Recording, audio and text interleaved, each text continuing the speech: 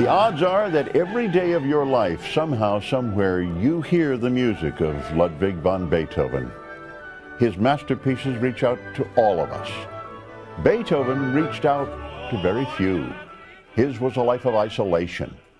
And yet it was out of that cauldron of personal despair that rose angelically such music. It is hard to understand it. It is hard to describe it without using the one word that applies to Beethoven as much as anyone ever born on this earth. Beethoven had genius. Beethoven's music has electrified audiences for 2 centuries. Genius is what possesses a man. Beethoven was possessed.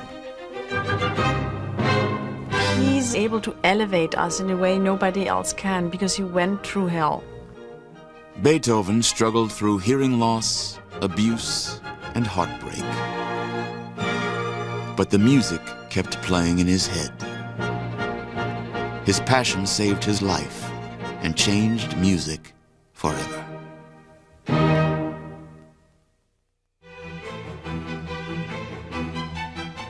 Ludwig van Beethoven was born into a musical family in the sleepy town of Bonn, Germany in 1770.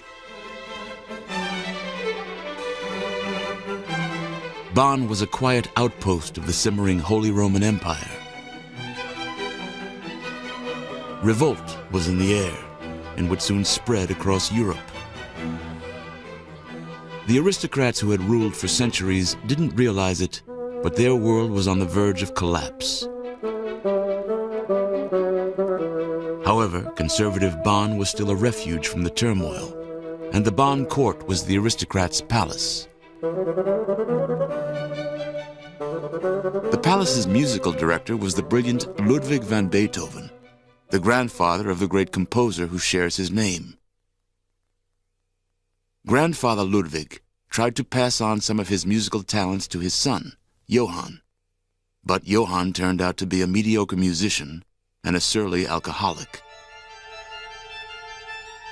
Johann and his loving but meek wife, Maria, had 3 boys, Ludwig, the eldest, Caspar, and Nicholas. The shy and intense young Ludwig showed early signs of musical talent, and his father set out to teach him the piano. But his lessons were cruel. When he played wrong notes, or the phrasing was wrong, or the music was not what the father wanted to hear, Beethoven would get a slap, a shove, a punch. We know that the father locked him in the basement, in the cellar, several times when he didn't perform in the way that he was supposed to. Despite his drunken father's rough teaching, by age 5, Beethoven showed a lot of promise. His father dreamed of turning him into the next Wolfgang Amadeus Mozart. A few years earlier, Mozart's family had trotted their 7-year-old musical prodigy around Europe, performing concerts, bringing in money and fame. Johann Beethoven thought he had another Mozart on his hands, and he hoped to cash in. He wanted his son to be something more than he was. All his ambitions, all his crushed ideals for himself, I think he focused on his kid. Young Beethoven was talented, but musically, he was no Mozart. Besides, Johann was too drunk and disorganized to spin his son's music into gold, and would more often beat him than inspire him. On many nights, Johann would come home drunk and wake his son up to play piano for him, or risk a beating. What is a miracle here is the fact that Beethoven didn't turn off to music. I think basically he was in love with music itself, and that overrode anything that anybody could do to him. Beethoven's abusive home took a lasting toll. He always had sort of in the back of his mind that the world is a dangerous place. He learned early on that it's difficult to trust other people. He shied away from his harsh family life and from his classmates in grade school as well. He was a loner and cut a shabby figure as a child, wearing raggedy clothes and a surly expression. He couldn't focus in school, but threw himself passionately into practicing his piano. A morose, unhappy child who spoke to no one, who practiced best when he was by himself, but was frankly terrified of having to deal with other people. He became a good enough pianist to give his first public concert when he was only 7 years old. The recital was a success. A court musician named Christian Neef was in attendance and was deeply impressed. Neef became Beethoven's teacher and set out to put him on the path to greatness. Neef taught him the music of the masters, like Johann Sebastian Bach and Joseph Haydn. Beethoven was an eager pupil. Not only did he have this sort of fire of inspiration, but he also had this incredible determination that everything that he composed should be the best that it could be. Finally, at age 10, Beethoven quit school to devote himself solely to music. He was inspired by the vibrant cultural climate of late 18th century Europe, known as the Enlightenment era. Rebellious and popular intellectuals like Immanuel Kant and Voltaire preached about liberty and railed against the aristocrats who had ruled Europe for centuries. The teenage Beethoven was dazzled by these Enlightenment rebels and spent many nights in coffee houses like this one near his home, debating the views of his enlightened heroes.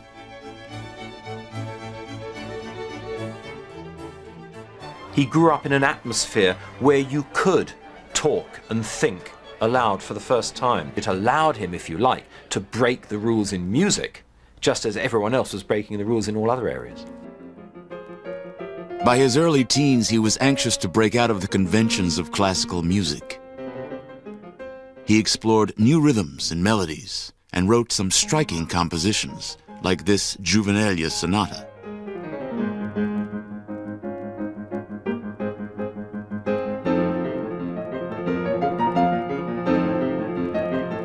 Beethoven said, no more of this music is entertainment. What Beethoven is saying is that music has the power to transform people.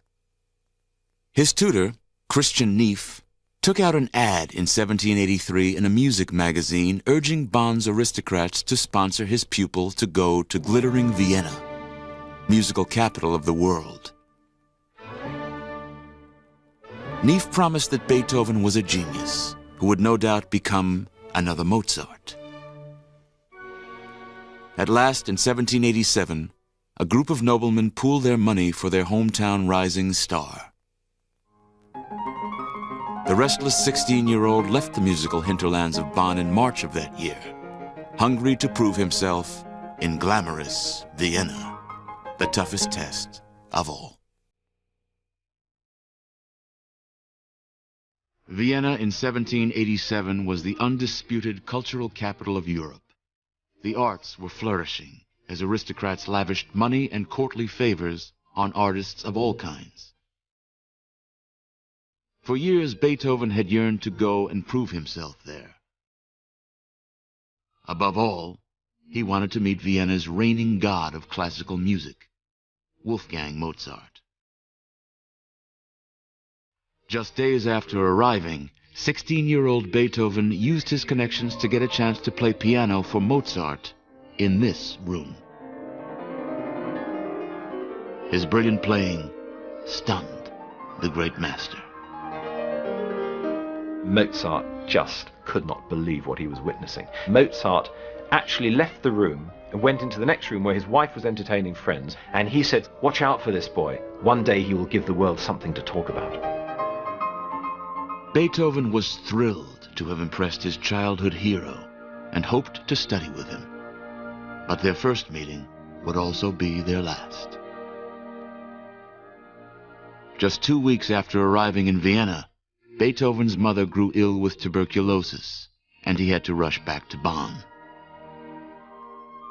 That summer of 1787, she died. Beethoven was torn in his feelings for the woman who loved him, but couldn't protect him from his father's abuses. Beethoven's father was devastated by his wife's death and took to drinking more than ever. His condition got so bad that 2 years later, in 1789, Beethoven took desperate measures. Just 18, he formally became head of the household, responsible for his 2 younger brothers and a father he despised. His father was always getting into drunken brawls, and Beethoven had to go and sort it out. And really, it was a dreadful burden for a teenage boy. The pressures of running his family made Beethoven bitter and bad-tempered, traits that he would carry with him his whole life. But the experience also made him a confident and resourceful young man. To pay the family bills, he took a job with the Bonn court. The only opening was for viola, an instrument he barely knew, but learned quickly nonetheless. His finances now more secure, he had time to devote himself intensely to composing. He dedicated a composition to one of his heroes who had just died, the Emperor Joseph II, a beloved Enlightenment leader. The piece was so difficult to play that several musicians refused to perform it, a problem that would follow Beethoven his whole career. The performers just had to fend for themselves. He wasn't really interested in whether things were difficult or easy to play. Maybe he feels the need to let others struggle as well. There's no better explanation for the fact that his writing is so incredibly, intensely uncomfortable. It didn't go from that key to the one you would expect next. It went from that key to a totally remote key. The beat wasn't always on the bar, on the first beat. It was all over the place.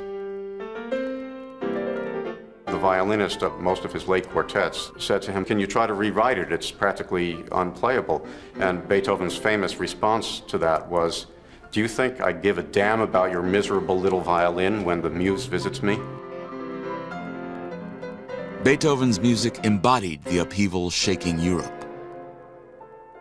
The democratic spirit of the 1789 French Revolution was spreading, and the aristocrats' grip on power was collapsing.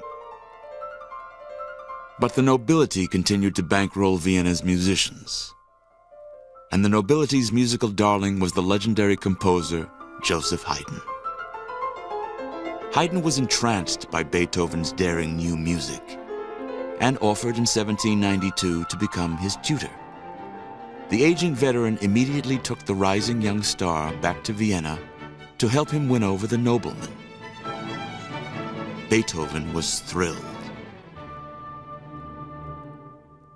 A month after arriving, his father died in Bonn, and he refused to go back for the funeral of a man who had brought him so much grief. 22-year-old Beethoven was in Vienna to stay. He was now focused on courting the aristocrats, and Joseph Haydn was his ticket into their drawing rooms. The next ticket was just Beethoven's own genius, in a sense. When Beethoven played for them, they realized this is something different. On first glance, the rough-mannered and swarthy Beethoven was as far outside the genteel aristocratic world as he could be. He was not a pretty person, about 5'4", pockmarked face from smallpox, very dark skin. His friends called him the Sicilian. Bad hair. But his high energy and brilliant performances vaulted him into the poshest musical circles. By the middle 1790s, just a few years after arriving in Vienna, Beethoven was playing recitals all over town. Now in his middle 20s, he was developing a reputation as a daring newcomer. To set himself apart from any rivals, he played a repertoire of devilishly challenging works and attacked the piano with a gusto and intensity the Viennese had never seen before.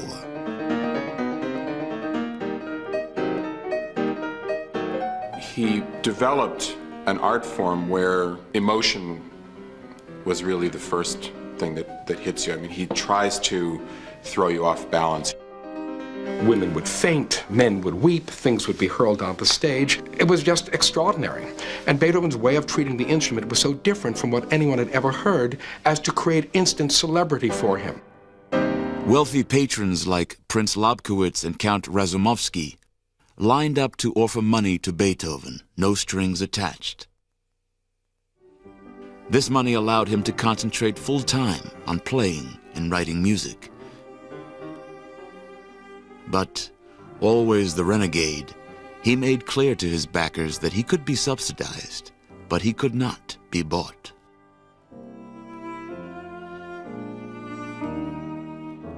These were often substitute families, the families that he never had. At the same time, of course, he wanted to be completely independent of these families. So he would be close one moment and be storming out the next moment. And that is vintage Beethoven behavior. His mood swings and temper were legendary, as familiar as the enchanting music that flowed out of his pen. His brilliant piano playing and swelling ego made him feel that his talents put him on equal footing with the nobleman. Beethoven was convinced that as a creator, he was second only to God. An aristocrat is someone simply born to a title. Beethoven is in many ways the first modern artist, the creator as hero, the creator as a godlike figure, the creator who works not for the commissioner, but who works for their own muse.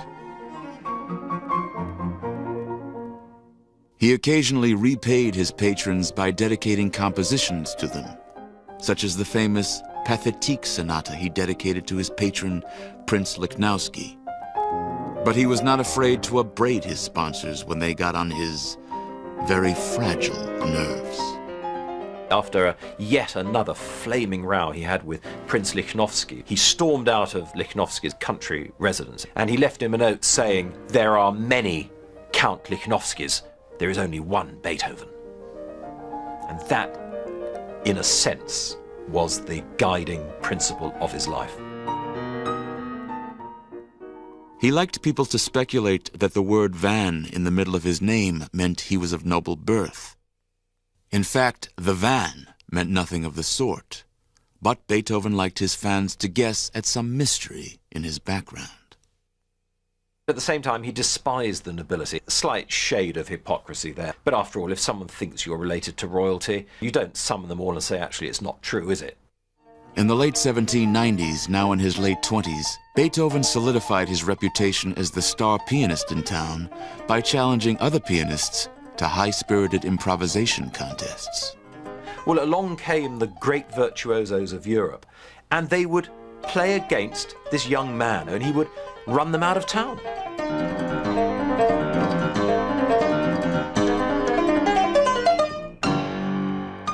In just a few years in Vienna, the raggedy young man from the hinterland turned himself into a favorite of the aristocrats. But just as things were taking off for him, he began to hear a ringing in his ears, a noise that grew louder and louder.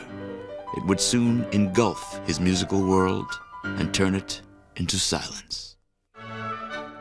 Turn of the 19th century Vienna was in the midst of a cultural heyday.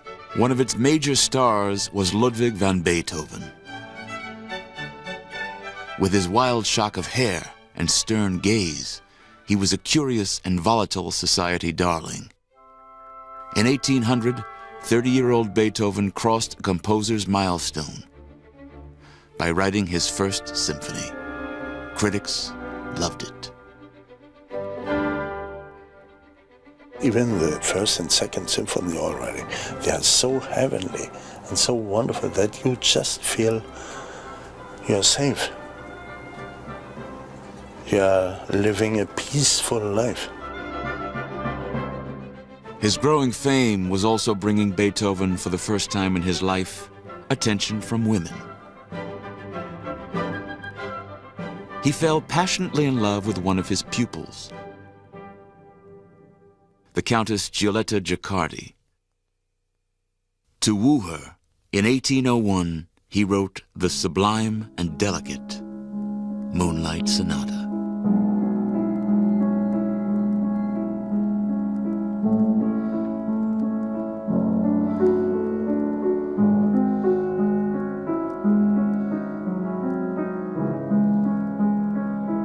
While Gicardi was smitten with Beethoven, she was not about to marry a man with no royal title.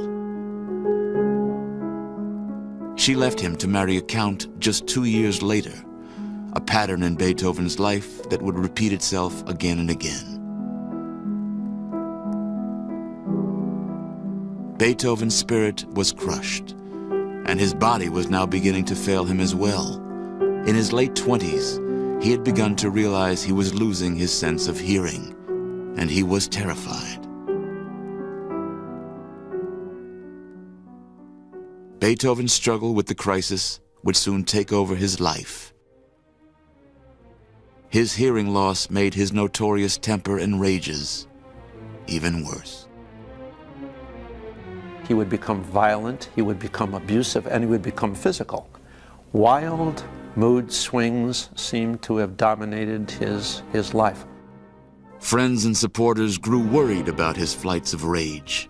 Some were too scared to spend time with him. But his pride kept him from telling people about his affliction.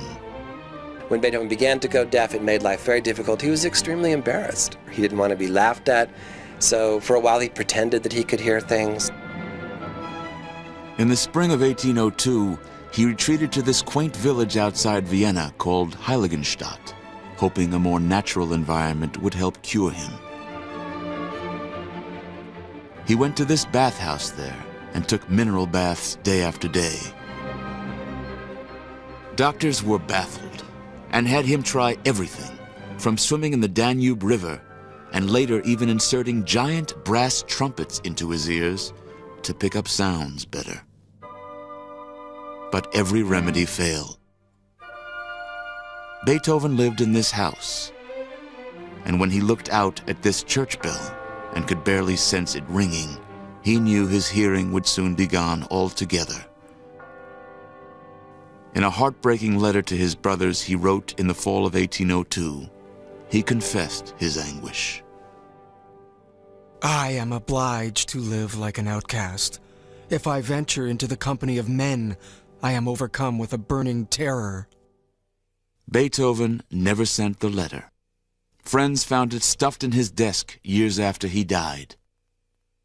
It read like a last will, the words of a man in absolute despair. It would have needed little for me to put an end to my life. It was art only which held me back. He knew how much he still had in him, and Beethoven, for all his unhappiness, had a spark of extraordinary optimism and incredible creative power. The letter marked a major turning point. Having reached the depths of despair, his creative spirit rebounded dramatically. He told friends that his deafness and the anger it brought on made him want to seize fate by the throat. The chaos in his head was reflected in his furiously scrolled music. His fantasy world, his therapist's couch, were his pieces. And he allowed himself to transcend his rage through his music. Music that would, in the next few years, seal his fate as a great composer. Now in his early 30s, he wrote a string of masterpieces, including symphonies, sonatas, and quartets. The music was always in his head. There's so much darkness in his life, but he looked up to find the sun and the light. And despite everything that happened to him, he did succeed.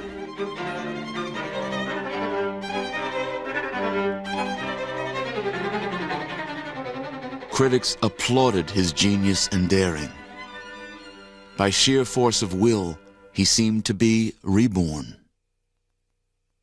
I think it's the character of this man, that he would look something so devastating in the face, I'll never hear another note of music again, and go on creating.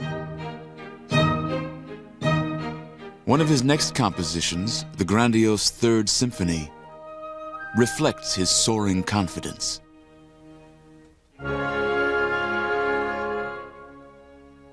He dedicated it to one of his heroes, Napoleon Bonaparte, the giant of the French Revolution. Beethoven idolized Napoleon for his anti-aristocratic message and identified with him personally as well.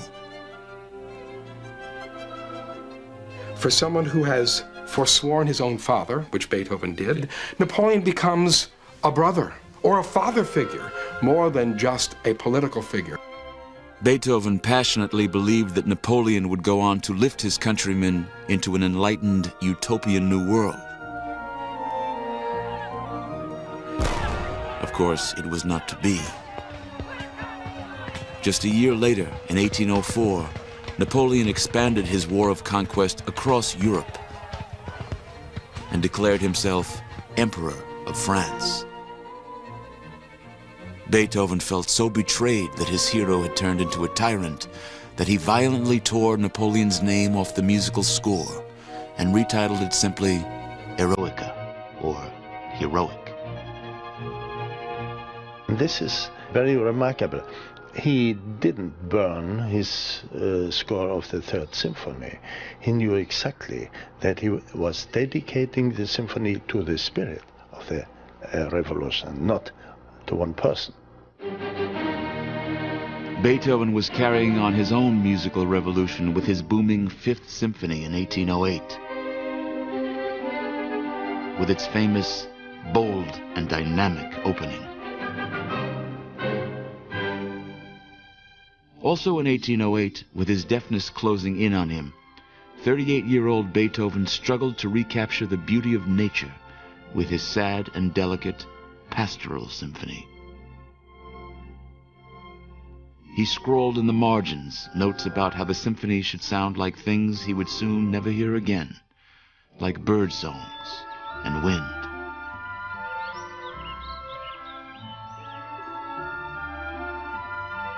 He loved the feeling of earth, the sound of birds, the feeling of trees, the sunlight making things grow.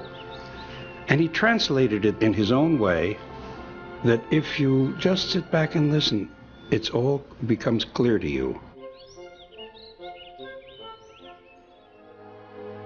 Some people believe the Pastoral Symphony was also inspired by the beautiful Countess Josephina von Brunswick. Beethoven had been in love with her, but as so many of his aristocratic women would do, she ended their relationship. She would later marry a nobleman